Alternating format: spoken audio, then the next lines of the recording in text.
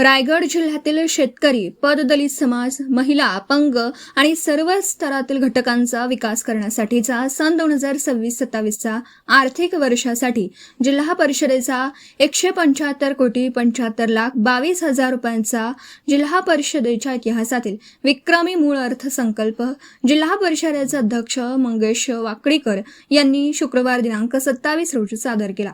मागील अर्थसंकल्पापेक्षा या अर्थसंकल्पात 89,89,37,000 रुपयांची वाढ करण्यात आली। जिल्हा नियोजन भवन येथे शुक्रवारी जिल्हा परिषदेच्या विशेष सभेचं आयोजन करण्यात आलं होतं। या सभेत अध्यक्ष मंगेश वाकडीकर यांनी अर्थसंकल्प सादर केला। जिल्ह्यातल्या आर्थिकदृष्ट्या दुर्बळ घटक, महिला, शेतकरी, अपंग, आदिवासी तसेच मागासलेल्या समाजाच्या उन्नतीसाठी योजना, ऐतिहासिक वास्तूंचे जतन तसेच जिल्हा परिषदेच्या योजनांचा लाभ तळागाळातील घटकांपर्यंत प्राप्त करून देऊन विकास साधण्याचा प्रयत्न अर्थसंकल्पाच्या माध्यमातून करण्यात आल्याचं मंगेश वाकडीकर यांनी यावेळी स्पष्ट केलं। या सभेला जिल्हा परिषद उपाध्यक्ष मधुकर पाटील, महिला व बालविकास सभापती राधिका केणी, समाज कल्याण सभापती नारायण डामसे, सभापती चंद्रकांत कळंबे, सभापती वैकुंठ पाटील यांच्यासह जिल्हा परिषद विविध विभागांचे अधिकारी, जिल्हा परिषद सदस्य उपस्थित होते।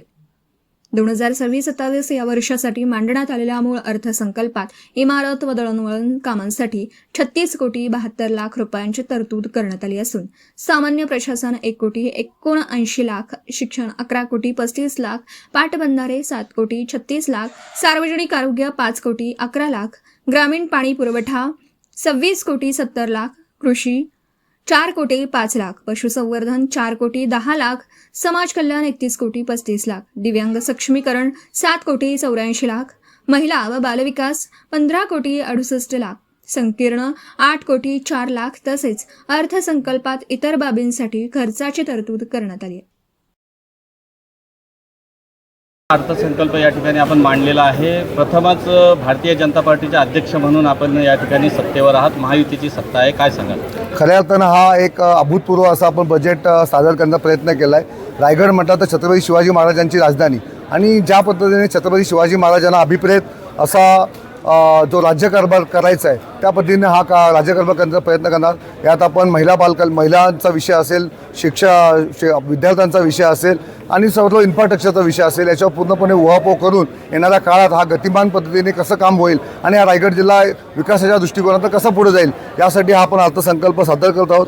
याच्यामध्ये आपण जर ठळक बघितलं तर छत्रपती शिवाजी महाराजांची राजधानी हा रायगड जिल्हा आहे आणि इथे आपण यावर्षी तब्बल 70 लाखाची तरतूद आपण 25 लाखापासून 70 लाखाची केलेली आहे। कारण रायगड किल्ल्यावर जे शिवप्रेमी आहेत ते लाखोच्या संख्येने या रायगडच्या किल्ल्यावर येत असतात, त्यांच्या सुविधा झाल्या पाहिजे त्यासाठी आपण प्रयत्न करत आहोत।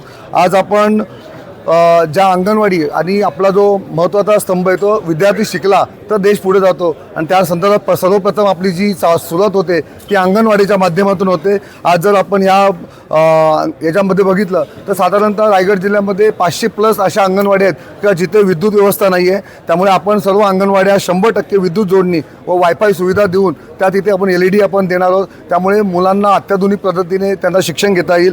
त्याच पद्धतीने बालकल्याणच्या माध्यमातून सर्व जे आपल्या बालक आहेत त्या सर्वांना आपण 100% सगळ्या बालकांना आपण गणवेश आपण यावेळी देतोय। आरोग्याच्या दृष्टिकोनातून विचार केला तर प्राथमिक शाळेतील मुलांकरिता सॅनिटरी नॅपकिन पुरवण्याची नाविन्यपूर्ण योजना आपण या बजेटच्या माध्यमातून घेतली। आपण शिक्षण विभागाच्या माध्यमातून बघितलं तर जेवढ्या आपल्या रायगड जिल्हा परिषदेच्या मराठी शाळा आहेत तिथे ई-लर्निंग म्हणजे डिजिटलायझेशन आपण करत आहोत। त्यासाठी सर्व शाळांना LED संच, महिलांच्या मुलींच्या संरक्षणाच्या दृष्टिकोनातून सर्व शाळांमध्ये CCTV तसेच मुलींसाठी स्वच्छतागृह म्हणजे टॉयलेट्स हे वेगळ्या पद्धतीने आपण करतोय। याच्यासाठी आपण विशेष भरीव तरतूद केलेली आहे। त्याच पद्धतीने रायगड जिल्ह्यात अतिशय नामवंत खेळाडू होऊन गेले, कबड्डी असेल, क्रिकेट असेल, वेगवेगळ्या पद्धतीचे खेळ असतील, यातील खेळाडूंचा सत्कार झाला पाहिजे, त्यांना सन्मान मिळाला पाहिजे, यासाठी आपण रायगड रत्न पुरस्कार देऊन या वर्षाचा नवीन हेड आपण क्रिएट केलेलं आहे। त्याच पद्धतीने शिष्यवृत्ती विद्यार्थ्यांच्या फीमध्ये 50 लाख तरतूद आपण केलेली आहे। ग्रामपंचायत समाज कल्याणच्या माध्यमातून आपण जे दिव्यांगांना आपण जेवढे दिव्यांग आहेत त्यांना घरकुल पुरवणे, विशेष शाळा शैक्षणिक साहित्य देणे, हा सुद्धा आपण काम करत आहोत. ग्रामपंचायत उत्पन्न वाढीसाठी स्वतंत्र कर संकलन प्रणाली केले की तुम्ही घर बसल्या तुमचं किती टॅक्स बाकी आहे आणि घर बसून तुम्ही तुमचा टॅक्स भरू शकता. अशा पद्धतीचं कर संकलनसाठी आपण 25 लक्षाची आपण हे केलेली आहे. त्याच पद्धतीने आरोग्य केंद्र जेवढे आपले आहेत तिथे 100% सोलर आपण संच बसवणार, कारण कुठल्याही ज्या ठिकाणी विद्युत व्यवस्था नाही तिथे सोलर संच बसून आपण त्याचं काम करणार आहोत. ज्या पद्धतीने सौर घरगुती दीप संच खरेदीवर 75% अनुदान देण्याचं आपण काम करणार आहोत. भटक्या कुत्र्यांचं निर्बीजीकरण व लसीकरण करण्यासाठी आपण काम करणार आहोत. आज रायगड जिल्हा प्राथमिक शाळांना सोलर सिस्टीम व CCTVसाठी 1,39,00,000 रुपयाची आपण आज तरतूद केलेली आहे. रायगड जिल्ह्यातील क्रीडा निपुण दाखवणाऱ्या खेळाडूंना रायगड रत्न पुरस्कारसाठी 15 लक्षाची आपण तरतूद केलेली आहे. जिल्हा स्तरावर आरोग्य मेळावे घेऊन आज महिलांसाठी जे चांगलं आपल्याला महत्त्वाच्या गोष्टी असतील त्या आपण याच्या संदर्भात करत आहोत. श्वान दंश, सर्पदंश व विंचूदंश लस व औषध खरेदी यासाठी 20 लक्ष रुपयाची आपण तरतूद केलेली आहे. कृषी विभागासाठी पण आपण चांगल्या योजना आणल्या. समाज कल्याण विभागासाठी आपण यावर्षी 31 कोटीची एक मोठी तरतूद आपण केलेली आहे.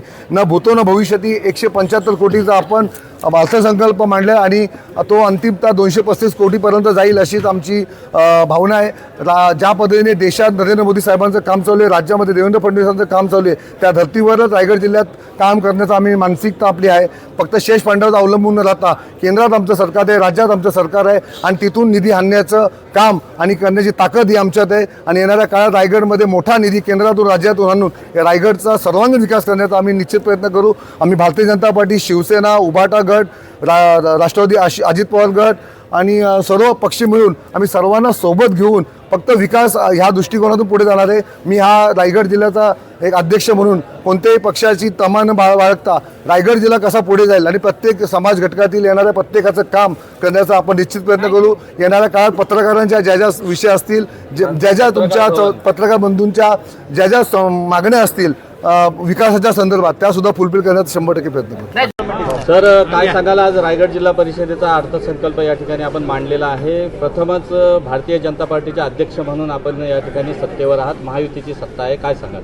खऱ्या अर्थानं हा एक अभूतपूर्व असा आपण बजेट सादर करण्याचा प्रयत्न केला आहे. रायगड म्हटलं तर छत्रपती शिवाजी महाराजांची राजधानी आणि ज्या पद्धतीने छत्रपती शिवाजी महाराजांना अभिप्रेत असा जो राज्यकारभार करायचा आहे त्या पद्धतीने हा राज्यकारभार करण्याचा प्रयत्न करणार.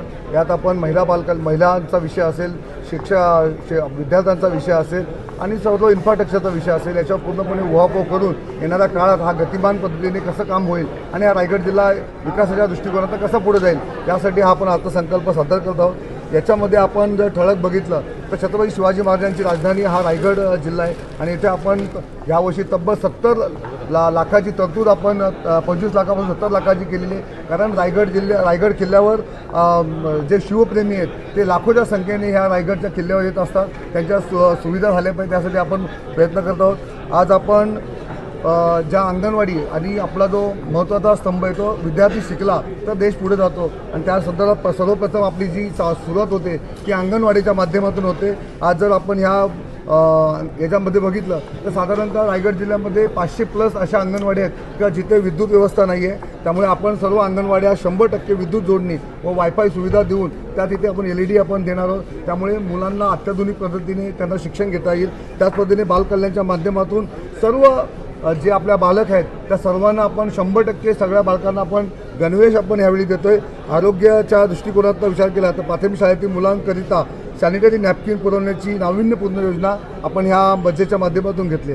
आपण शिक्षण विभागाच्या माध्यमातून बघितलं तर जेवढ्या आपल्या रायगड जिल्हा परिषदेच्या मराठी शाळा आहेत तिथे लर्निंग म्हणजे डिजिटलायझेशन आपण करत आहोत. त्यासाठी सर्व शाळांना LED संच, महिलांच्या मुलींच्या संरक्षणाच्या दृष्टिकोनातून सर्व शाळांमध्ये CCTV तसेच मुलींसाठी स्वच्छतागृह म्हणजे टॉयलेट्स हे वेगळ्या पद्धतीने आपण करतो.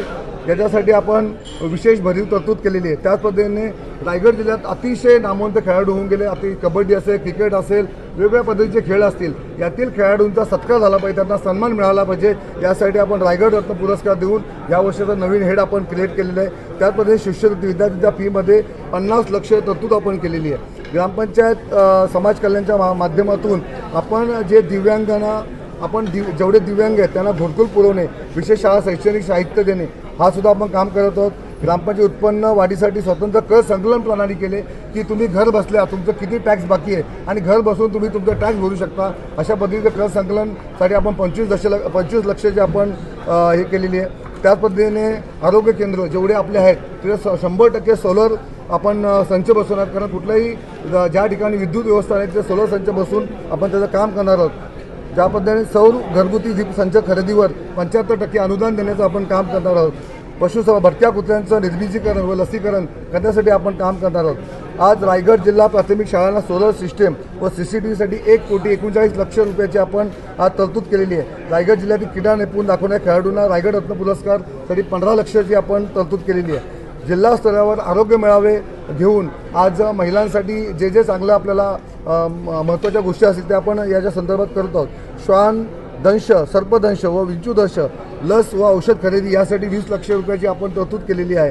कृषी विभागासाठी पण आपण चांगल्या योजना आणल्या. समाज कल्याण विभागासाठी आपण ह्यावर्षी 31 कोटीची एक मोठी तरतूद आपण केलेली आहे. न भूतो न भविष्यती 175 कोटीचा आपण अर्थसंकल्प मांडला आणि तो अंतिमतः 235 कोटीपर्यंत जाईल अशीच आमची भावना आहे. ज्या पद्धतीने देशात नरेंद्र मोदी साहेबांचं काम चालू आहे, राज्यामध्ये देवेंद्र फडणवीसांचं काम चालू आहे, त्या धर्तीवरच रायगड जिल्ह्यात काम करण्याचं आम्ही मानसिकता आपली आहे. फक्त शेष फंडावर अवलंबून न राहता केंद्रात आमचं सरकार आहे, राज्यात आमचं सरकार आहे आणि तिथून निधी आणण्याचं काम आणि करण्याची ताकद ही आमच्यात आहे. आणि येणाऱ्या काळात रायगडमध्ये मोठा निधी केंद्रातून राज्यातून आणून या रायगडचा सर्वांगीण विकास करण्याचा आम्ही निश्चित प्रयत्न करू. आम्ही भारतीय जनता पार्टी, शिवसेना, उभाटा गट, राष्ट्रवादी अजित पवार गट आणि सर्व पक्ष मिळून आम्ही सर्वांना सोबत घेऊन फक्त विकास ह्या दृष्टिकोनातून पुढे जाणार आहे. मी हा रायगड जिल्ह्याचा एक अध्यक्ष म्हणून कोणत्याही पक्षाची तमा न बाळगता रायगड जिल्हा कसा पुढे जाईल आणि प्रत्येक समाज घटकातील येणाऱ्या प्रत्येकाचं काम करण्याचा आपण निश्चित प्रयत्न करू. येणाऱ्या काळात पत्रकारांच्या ज्या विषय असतील, ज्या पत्रकार बंधूंच्या ज्या मागण्या असतील विकासाच्या संदर्भात त्यासुद्धा फुलफिल करण्यात 100% नाही. गतवर्षीचा अर्थसंकल्प कितीचा होता आणि हा अर्थ video reporter Dhamsheel Sawant, KTV news, Raigad.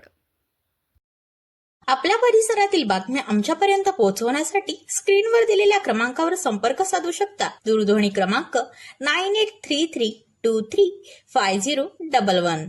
त्याचप्रमाणे अधिक माहितीसाठी स्क्रीनवर दिलेल्या KTV न्यूजच्या ईमेल ID वर देखील संपर्क करता येईल.